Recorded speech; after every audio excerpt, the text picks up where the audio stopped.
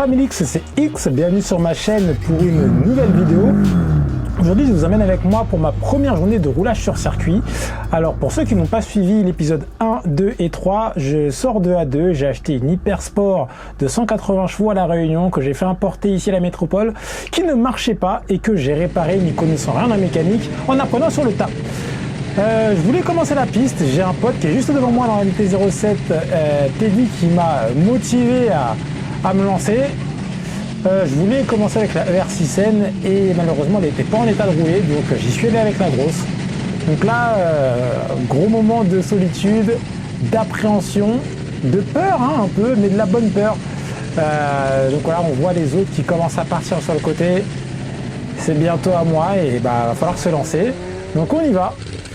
Et je vais caler, je sais pas pourquoi. Et Teddy va se lancer, je vais partir juste derrière lui. Alors il faut savoir que j'ai pas du tout regardé le tracé, donc c'est l'inconnu total. J'ai passé la veille à regarder des vidéos de coaching, de training sur la piste, sur comment se placer, comment gérer les freinages, les trajectoires, la position sur la moto, comment se pencher, déhancher, poser le genou et arriver sur le circuit. J'ai tout oublié, j'ai fait n'importe quoi. Donc voilà, mes trajectoires sont hyper hasardeuses. Je déhanche pas au début parce que j'y pense plus. Et petit à petit, en voyant les autres faire devant moi, je vais commencer petit à petit à déhancher. Alors je m'étais dit que j'allais faire 2 tours de chauffe, histoire de chauffer mes pneus. Je commence légèrement à déhancher, mais plus le bas du corps que le haut. Mais ça, on en reparlera un peu plus tard. Alors pour chauffer ces pneus, il n'y a pas mille solutions. Il faut en ligne droite accélérer franchement et freiner franchement, ce que je fais pas du tout. Je suis même moins agressif sur circuit que sur route. C'est pour vous dire à quel point j'étais intimidé. Je commence timidement à déhancher. Mes trajectoires sont pas bonnes du tout. Du coup, je viens mourir à la fin des virages parce que j'ai plus assez de vitesse. Au lieu de faire extérieur et aller vers la corde, de manière générale, je vais trop tôt à la... Ah bah non, là je fais que de l'extérieur là. Je fais que de l'extérieur et du coup voilà, je vais encore mourir à la fin du virage, c'est n'importe quoi. Ah là j'ai mon shifter alors qui a fonctionné, mais ma boîte qui a fait un faux point mort entre la 3 et la 4 ou la 4 et la 5, je sais pas. Ça c'est aussi un truc, c'est que je roule avec des rapports beaucoup trop hauts. En fait normalement je devrais pousser mes rapports, bon, pas jusqu'au rupteur, mais je devrais pousser la moto quoi, au moins jusqu'à 8000, 9000, 10 000 tours minute. Et en fait là je reste dans une conduite économique sur route, donc je pousse pas mes rapports. Ce qui fait que en sortie de virage, je suis souvent 1 ou 2 rapports trop hauts, et ce qui fait que ça cogne quoi et ça avance pas. Alors là, je me suis fait dépasser, je commence à me réveiller un peu. J'accélère un peu plus franchement, même si c'est pas fulgurant. C'est mon premier dépassement et je crois que ce sera le seul. Mais là voilà, j'accélère un peu plus, je me couche un peu dans la bulle, ce qu'il faut faire normalement, ce que je faisais pas jusqu'à présent. Et là ça commence à vraiment déhancher. Voilà. Et effectivement, le fait de déhancher, ça fait que mes virages sont un peu moins dégueulasses. Encore un faux point mort. Je freine beaucoup trop tôt, alors que j'ai une puissance de freinage phénoménale. Enfin, je commence à bien connaître la moto et je sais que ça freine très bien, très fort. Mais je sais pas pourquoi j'ose pas. J'accélère pas, je freine pas. Du coup, mes pneus, ils doivent pas chauffer dedans. Heureusement qu'il faisait chaud et que la piste a un grip incroyable. Ce qui fait que ça me sauve.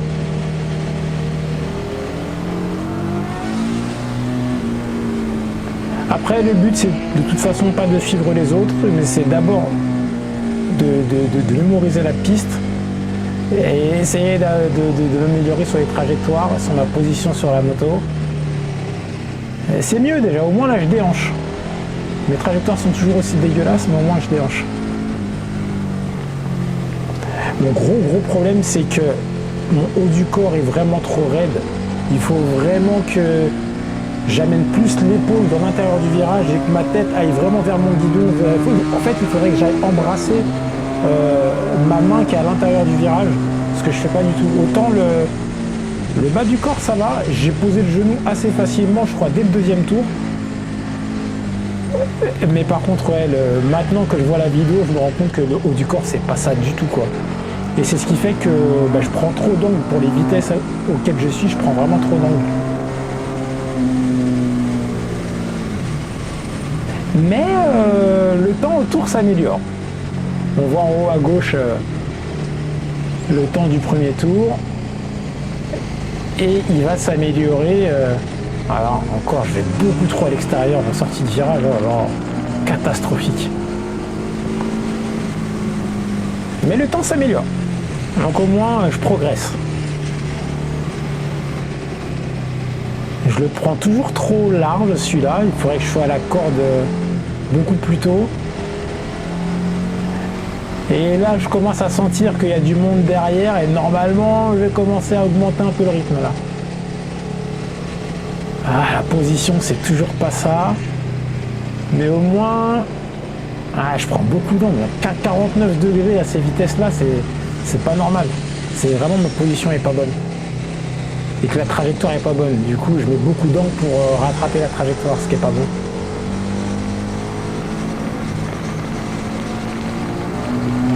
Voilà, encore une fois, je me suis fait dépasser, j'ai les gars devant, donc ça me motive à accélérer un peu plus.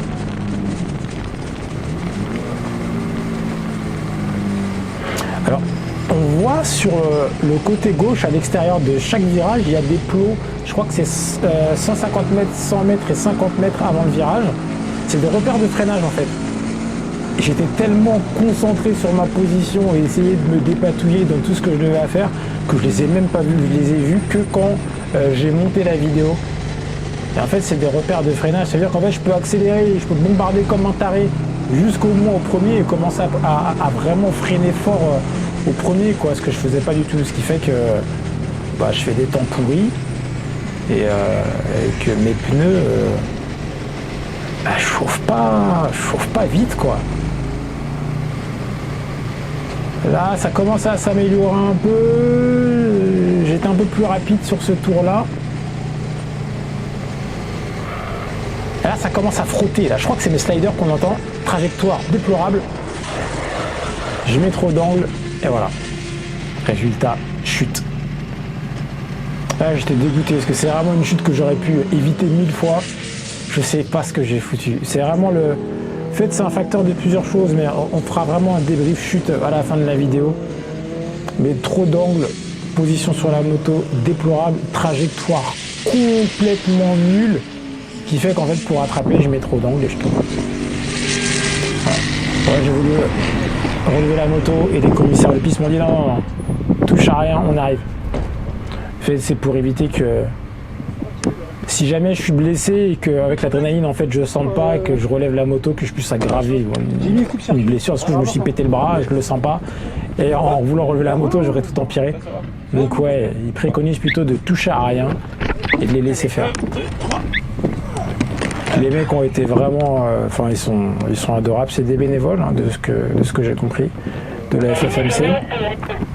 Et ouais, ils sont super cool, c'est des crèmes. Donc voilà, première chute. Malheureusement, ce ne sera pas la seule, on va voir.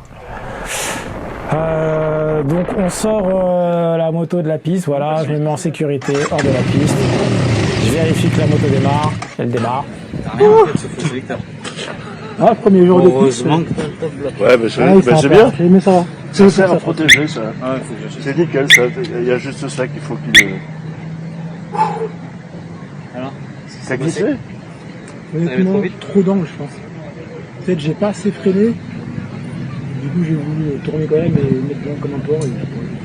Fais un tout droit? Même pas, pour moi j'étais bon, on regardera sur la vidéo. Mais là, Oui, t'as le vidéo. Ouais, je sais pas ce qui s'est passé. Franchement, parce que j'ai des trajectoires à deux, donc quand je cherche. Ah, oui. Mais du coup, ouais, je sais pas trop. J'essaie de suivre un mec, au début j'y arrivais, tu vois.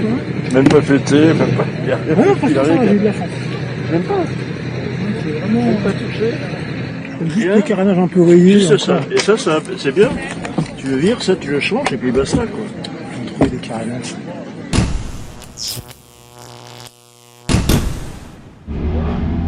Bon, j'ai échu comme une grosse merde. Pour pas rester sur un échec, on va se refaire au moins 1 ou 2 tours. La moto démarre encore. On va essayer, hein. Je suis pas rassuré.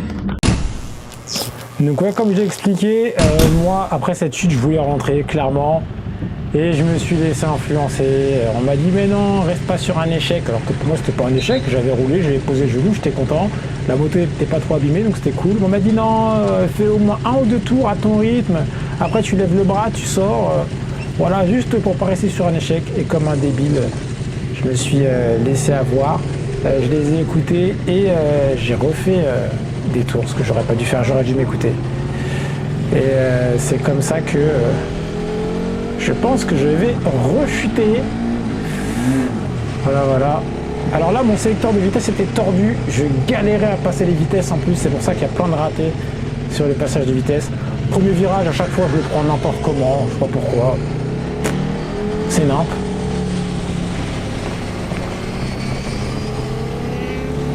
Et là du coup j'avais un peu plus d'appréhension parce que je ne savais pas vraiment pourquoi j'étais tombé. Je ne savais pas si c'était à cause de mes pneus qui étaient trop froids. J'étais un peu perdu et clairement là j'étais plus dedans. Regardez, on voit là, je déhanche même plus. Enfin, je fais vraiment n'importe quoi. Ah, là je déhanche au milieu du virage, nimp. Le haut du corps, il est encore moins dans l'intérieur du virage qu'à la première session. Je suis vraiment plus dedans. J'aurais pas dû... En plus, il faut savoir que ce jour-là, il faisait super chaud. C'était un enfer.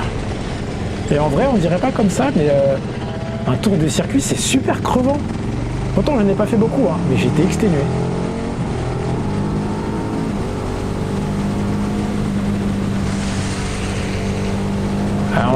Vraiment à quel point je suis lent, hein. J'accélère même plus quoi. Encore moins qu'à la première session. Toujours une trajectoire éclatée sur ce virage et celui d'après, je sais pas pourquoi.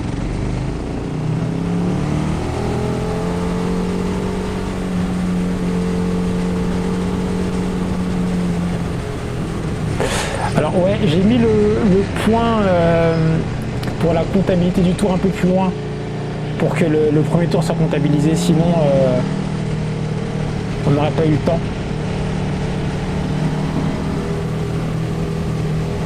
Alors là, sur le pif-paf sur lequel je suis tombé au début, il me semble que mes trajectoires sont mieux. Là, je reste bien cool à l'extérieur et ensuite je vais à la corde. Donc là, je suis mieux sur ce virage-là. Ça s'améliore. Bon, toujours le haut du corps un peu rigide, mais c'est mieux.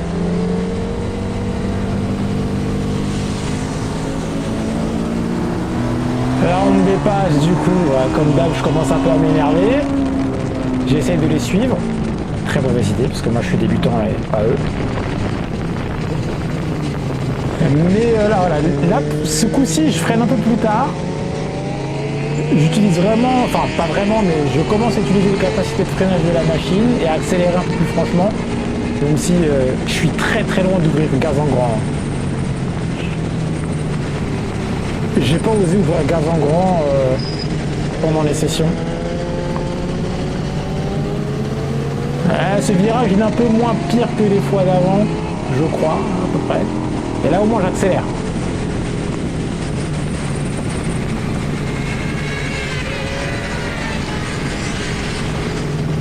Alors le vieux... Ah, pour une fois... Ouais, non. Encore une fois, ouais, le premier virage catastrophe.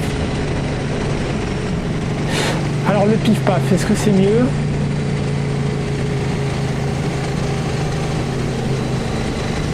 Ouais, je reste bien à l'extérieur. Oh là là là là. Ouais, non, c'est catastrophique. Hein. Et là je déhanche même plus, je suis plus dedans là. Trop d'angle, ça décroche à 55 degrés. Deuxième chute. Et là je suis vénère.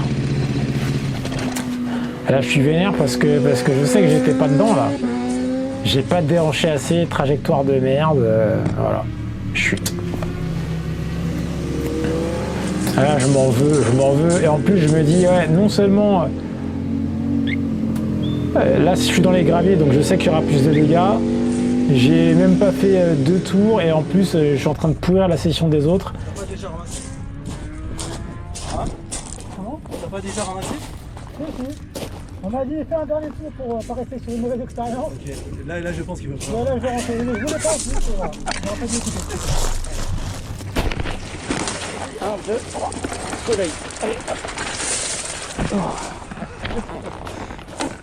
Là, je pense qu'à un moment donné, faut. Ah bah Qu'est-ce que tu comprends pas dans. On va pas- Quand tu tournes, à un moment, faut. pareil, le commissaire il me taille gentiment mais ils ont raison, vraiment faut s'arrêter quoi. J'aurais dû m'écouter, j'aurais dû arrêter.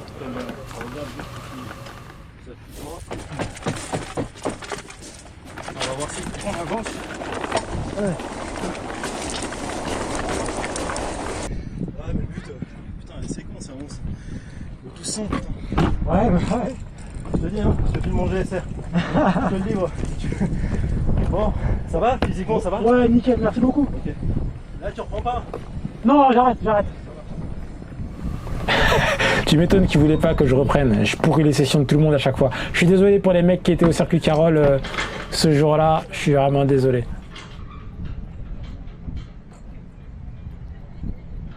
Ok. Bon, on a fait les deux côtés. Ah là, je suis dégoûté quand je vois les dégâts.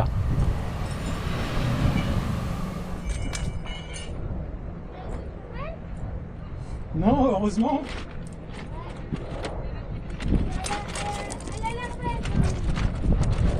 C'est gentil, merci. Bon, le vrai problème dans cette histoire, c'est que j'ai pété le vase d'expansion. Bon, j'ai du liquide de refroidissement dans le radiateur, hein, il s'est pas vidé, donc c'est cool. J'ai eu plusieurs sons de cloche, on m'a dit, oh, faut surtout pas que tu partes, tu pourrais faire un joint de culasse, et d'autres qui m'ont dit que c'était juste le vase d'expansion, donc le trop plein quand il y avait de la pression, et que je pouvais rentrer quand même. Donc écoutez, on va essayer, la moto démarre. On va rentrer tranquillement, je vais faire gaffe à la température, et puis si ça dépasse 102 degrés, je m'arrête et j'appelle l'assistance. Et sinon, bah, on va rentrer tranquille à la maison. On fera un débrief complet de ce qui a été pété quand on sera rentré.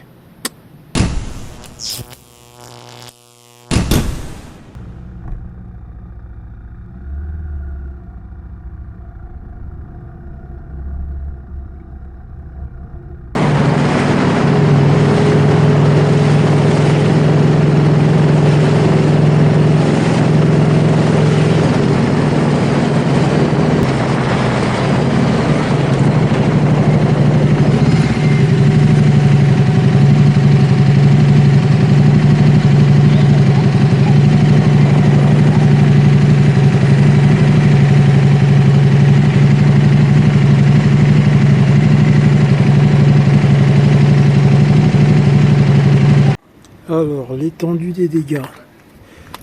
J'ai arraché le truc de frein, là, ça c'est pas très grave, ça change. J'ai rayé mon carter transparent, ça c'est chiant quand même. J'ai complètement tordu le top block, pas la platine, donc il va falloir que je change cette partie-là, là, et les vis. J'ai explosé le vase d'expansion, ça c'est chiant aussi parce qu'il va falloir le changer. Bon, les carénages, vous voyez, hein, ils sont complètement rayés. C'est casse-couille aussi. Alors, en bas comme en haut. J'ai niqué la protection là, de levier, mais c'est pas très grave en soi. Les demi-guidons sont pas tordus ou arrachés, donc ça c'est cool. Ah, putain, j'avais pas vu ça. Bon, j'ai arraché, j'ai abîmé le levier. Galspeed. Donc ça, ils les vendent de rechange, mais je trouve que ça coûte une couille. Donc j'ai rayé un peu le truc là, j'ai abîmé, bon, au moins ils ont marché, hein, les tampons ils ont été utiles, donc ça c'est cool. Enfin, j'ai des cailloux jusque dans le Putain, des cailloux partout. Ah ouais. Bref. Bon tampon aussi, hein, de l'autre côté, pareil. Il y a un peu moins de dégâts de ce côté-là. La chute était moins violente. Donc le carénage est beaucoup moins rayé, franchement, ça va. Il est un peu rayé, mais ça va. Bon, top block aussi, hein, pareil, il a bien marché, il a fait le taf. La platine n'est pas tordue et en fait c'est les vis qu'on fait tampon quoi. Et puis le top block a fait que la bécane a glissé dessus, donc c'est cool. Donc, pareil, hein, protection de levier un peu abîmée. J'ai tordu le sélecteur ici, mais sinon tout le reste franchement ça va. Ouais, des deux côtés j'ai un peu rayé le bras oscillant, je crois. Ouais, il est un peu piqué par endroits, les graviers quoi. J'ai des cailloux partout qui traînent. Ouais, le truc relou c'est que là, le gravier a rayé légèrement le cadre. Ça me fait chier de ouf. Là ça va, mais ouais, là, ici, là et là, ça a rayé un peu la peinture du cadre. Donc ça c'est chiant. Donc voilà un petit peu les dégâts sur la bête. Voilà. Mais bon, mis à part ça, elle roule encore. J'ai réussi à rentrer même avec le vase d'expansion percé. Elle n'a pas surchauffé. Donc c'est cool. Voilà. Voilà.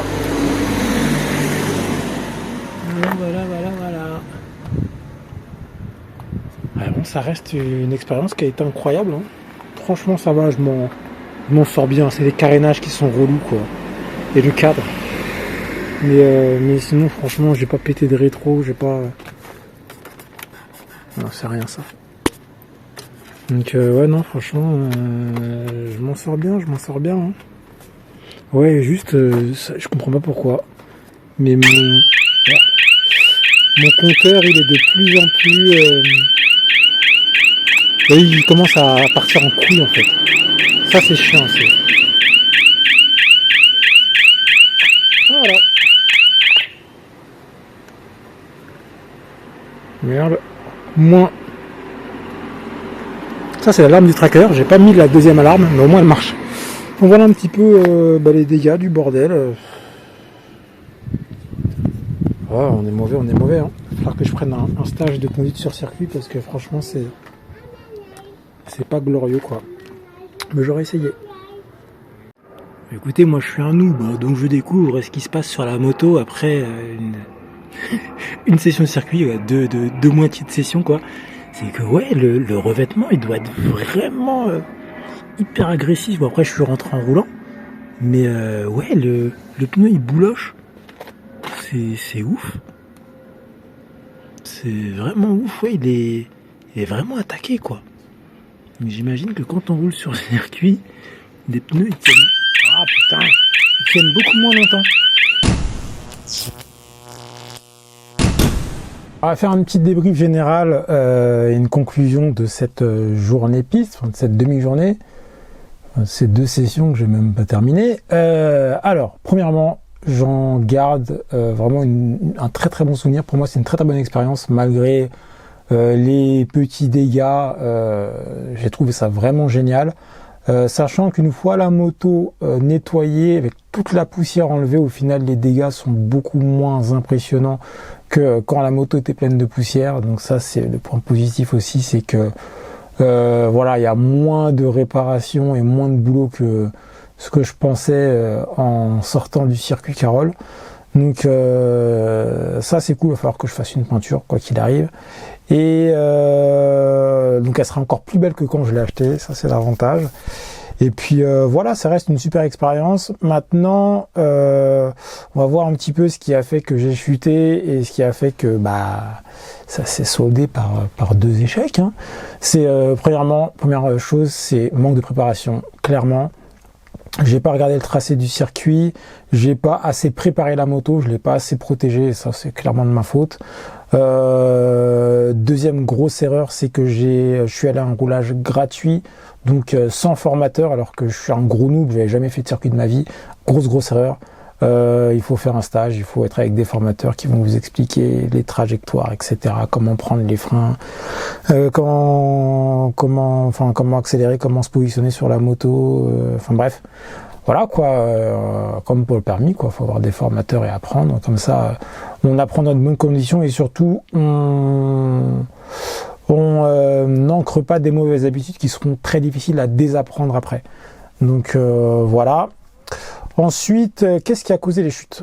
J'ai donc dans mon manque de préparation, une chose que j'ai pas vérifiée, que j'ai pas checké, c'est les pressions des pneus. En fait, moi, je me suis référé à mon manuel de réparation sur la bécane et en fait, ils préconisent 2,5 bars à l'avant et à l'arrière sur les pneus. Ce qui est en fait beaucoup trop, c'est ce qu'on m'a dit ensuite. Pour des Super Corsa, normalement, je dois être à 2,2 à chaud, alors que moi, j'étais à 2,5 à froid. Ce qui fait qu'à chaud, je sais pas, mes pneus étaient peut-être à 2,8, enfin c'est énorme. Alors que normalement, ouais, c'est 2,2 à chaud sur les Super Corsa. Donc j'étais déjà surgonflé.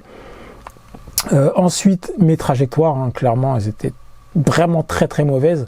Ce qui faisait que pour rattraper mes trajectoires, je mettais beaucoup d'angles. Ça, c'est encore une très très grosse erreur. C'est que plus on met d'angles, plus on a de chances de décrocher. Donc avec des pneus pas bien gonflés, pas assez chaud parce que je mettais pas assez de rythme, forcément on décroche plus facilement. Cause de ça aussi, c'est ma mauvaise position sur la moto. Je rentrais pas assez à l'intérieur du virage, surtout le haut du corps, il n'était pas assez penché. Ma tête était beaucoup trop haut, il aurait fallu qu'elle soit vraiment très très proche du demi-guidon intérieur au virage.